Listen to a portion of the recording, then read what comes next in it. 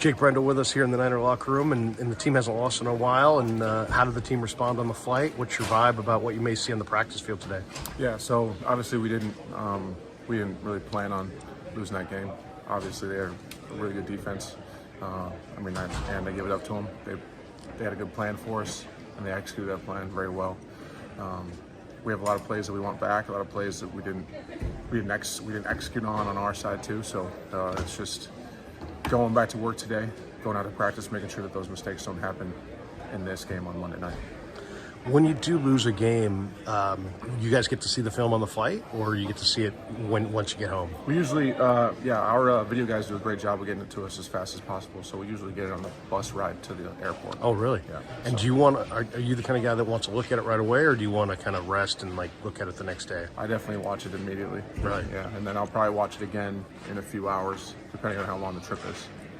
The Browns have great personnel on all three levels of their defense. Did they do anything that surprised you, or was it just they have a lot of great talent on that side of the ball? We expected their safeties and DBs to play a little bit differently to our motions and our run game and stuff like that. Just from the film study that we saw previously, but that was an easy game time adjustment for us to make, in the second quarter. Nothing really surprised us. We just didn't execute as well as we should have. A couple weeks ago, you guys got a great team win against Arizona. A lot of guys contributed. I almost kind of looked at this as a team loss, because there were a lot of, it wasn't like one area broke down. There were breakdowns across the board, and there was a lot of adversity that was spread around this entire room, really. Yeah, it was obvious just looking at the film that we didn't play our game.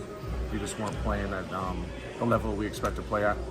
Regardless of our opponent, we just need to make sure that we, every single game and the opportunity that we have, go in there and play to our best abilities. How do the Vikings look on film? So you watched the Cleveland film on the way to the airport. When do you guys get the Viking films, and when do you start getting into that? Yeah, we usually take a day off from football, where you might watch a few games of the upcoming opponent, but that's kind of what I do. Is I go home and I kind of decompress for 12 to 24 hours, and then after that I'll go and study the next opponent. Just since I've been here, we do a really good job of making sure that we correct the corrections that need to be corrected, and then we move on, and we're just on to the next. I think it's counterproductive if you dwell on stuff from a week or 2 weeks or 3 weeks ago. So, who's your matchup this week? Who do you get? What do you mean? As far as who's on the nose? Oh, Phillips. Phillips is a really good player. Yeah, he's a vet. Smart player. Yeah, he's savvy. I've just been looking at his game and what he brings to the field.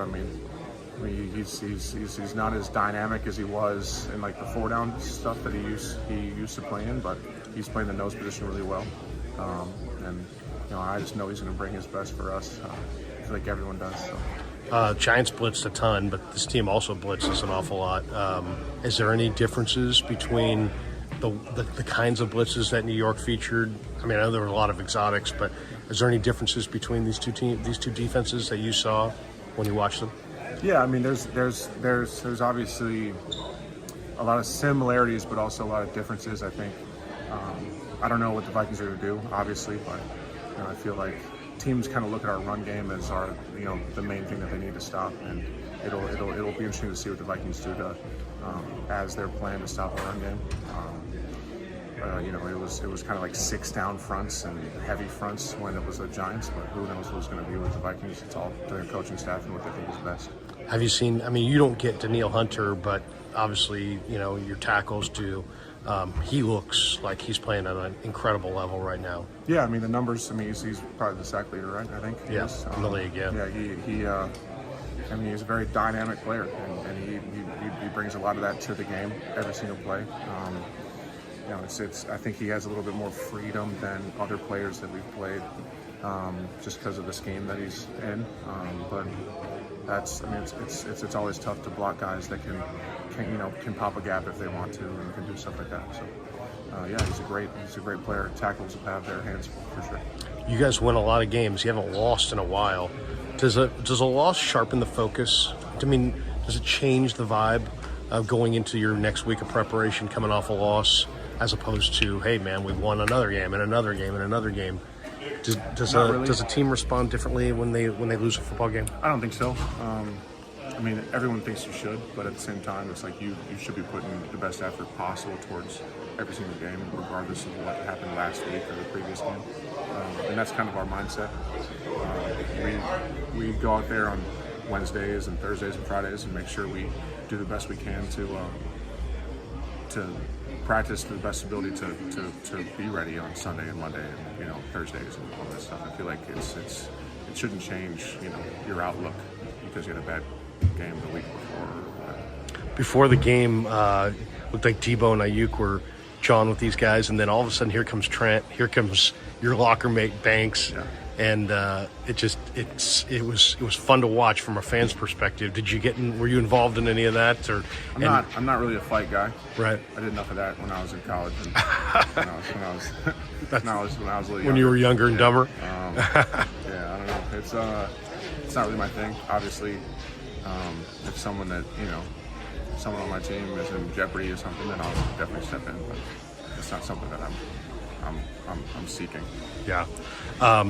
When you get to this point in the season, when you start to, everybody's banged up, I would imagine, 5, 6, 7, 8 football games. The bye week, can it get here soon enough? I mean, what's an ideal bye week in your mind as far as time, where it falls in the season? I think ours is good. And like anywhere in like the week 9, 10, 11 is really nice, especially since we have 2 Thursday games. Mm-hmm. Those are kind of mini bye weeks if you can handle your business and win those games. Yeah, I think our setup. Obviously, we have a lot of teams that are coming off byes and stuff like that, but I feel like our overall schedule setup's pretty good this season. Hey, last one for you. CMC's gotten a ton of touches so far, like 133. But we may see more Mitchell this week. We may see more Mason. Does it change your job at all? Or give me your thoughts on the 3 different backs as far as blocking for different style runners. Not at all, honestly. Coaching staff on the offense do a great job of making sure that every back knows their aiming point in the run game, and obviously they know their pass protection assignments and stuff like that. So it really doesn't. I mean, obviously there might be a little bit of difference between like JP versus a quicker back or whatever, but I mean I feel like they all hit it the same. They all run with the power downhill, and they all bring their own little style and their own little benefits to the game. It really doesn't matter to me. I said the last one. This will be the last one. You come off the field, you're between series. Take us behind the scenes. Take the fans behind the scenes as far as like the behind football. They just see you guys trot off and go sit on the bench. Yeah. Is that all it is, or what do you want to do between series to help you prepare for the next series? Biggest thing is just getting anything that was wrong corrected. Getting anything that someone has a question about. Make sure that coaching staff knows what happened, and then also we just get that corrected and get that answer, just so it doesn't happen. Just talking amongst yourselves. Yeah, just among coach Firster and just the other players. Just make sure we're all on the same page about what the plan is going into the next drive, because I mean it's not a bunch of repetitive stuff, but the front side of a wide zone is the same, regardless of what play you're actually running. Yeah. So if something happens on the front side of wide zone, hey, this is what's probably going to happen this next time. Let's be ready for that. Thanks, Jake. Appreciate you. Thanks.